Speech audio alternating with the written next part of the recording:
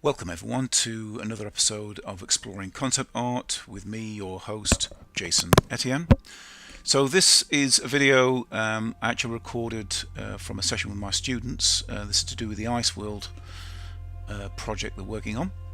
And it's about really how to construct an asset or an artifact to go into a video game. And we had quite a broad range of different types of things they were working on. I decided to work on creating like a runestone, so it was going to be a sort of fantasy type of game. But the lesson was mainly concerned with how to lay things out, and this is what I'm talking about this week. How to lay out your designs. I mean, you can work kind of like, with sketchbooks, and you can get into a mess and things like that. That's fine. But when it comes to presenting it, this is what this video was about. It's about rationalizing everything you're doing, putting it into headings, putting annotations in there, making it look professional, essentially. So what I've done here is I've got a document. It's 16 by 9 format. I put a gradient over the top of it because try and avoid really working on white background. So I put a gradient on there. I've got some text on there. It's like Trajan Pro. I've got my name on there, name of the project, and what it is I'm designing, and even I've got the date in there. It's just good practice. Also, one of the things I've put in there is I put some boundaries. So using the ruler tool, I've sort of created these. Imagine these probably to be something like a centimeter or something in width. And so what I'm doing here is I've sort of done these kind of parallel lines, and I'm just sort of sketching out. At this moment, really, all I'm doing is blocking out. So I'm just kind of using like a silhouette. The object with this is to kind of work quickly. So I kind of got like a sort of silhouette figure. It's just mainly for sort of scale, and sort of adapted that. So it was just a bit of clip art. I think I just kind of got off the internet, and I put this little character there. It was really just to kind of give a little bit of a flavor. But as I've mentioned before, the main principle of this video is really and the lesson is to sort of show you and show the students how to lay things out in a professional way. Front and side views. You could even do sort of top views. You can do an angled view. You can see here I'm doing like a perspective view of this. Well, at the moment it's just a slab. I was kind of making it up as I went along. I'd not really decided to kind of do the runestone thing. I kind of had an idea it was going to be something kind of monolithic, and so I decided to kind of put this in, block it in, and then come up with an idea afterwards. So this is all I'm doing at the moment. There we go, perspective view. So you got front, side, perspective view.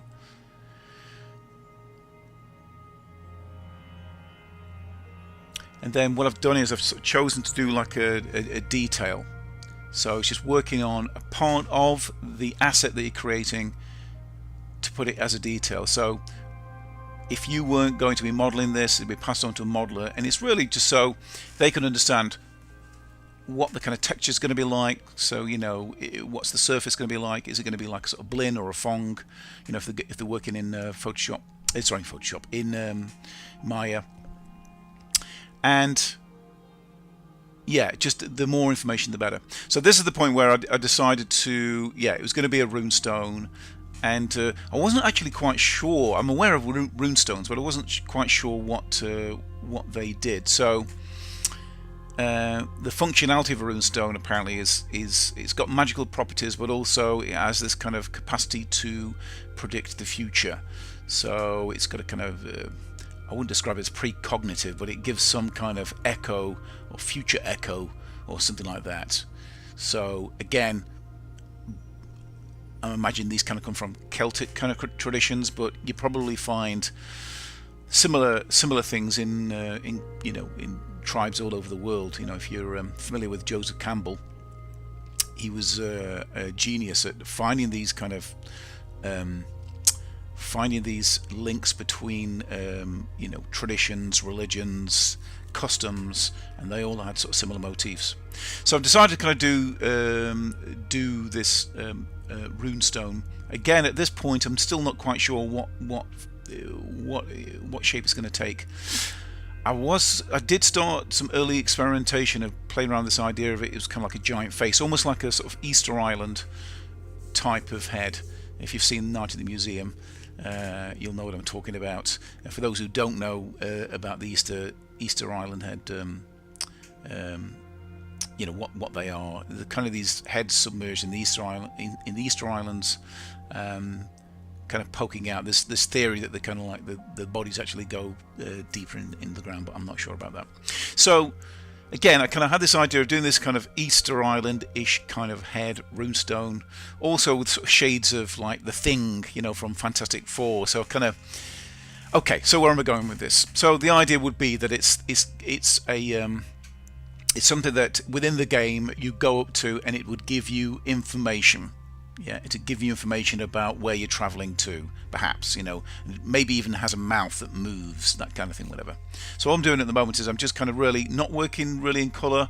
It's working in black and white, putting some tone in there, and sketching it in. I've also decided to kind of put some strange text in there as well, almost kind of not hieroglyphs, but more like a kind of primitive kind of lettering, and then I was going to sort of work into that. And again, not quite knowing what I was doing, just allowing my imagination just to kind of, you know, go on and ramble as I'm doing now. So yeah, that's it really. I didn't develop the sketches anymore. I kind of worked on this. It was really intended for the students to kind of then go off and work further into their designs. So it's really kind of, you know, get them up and running.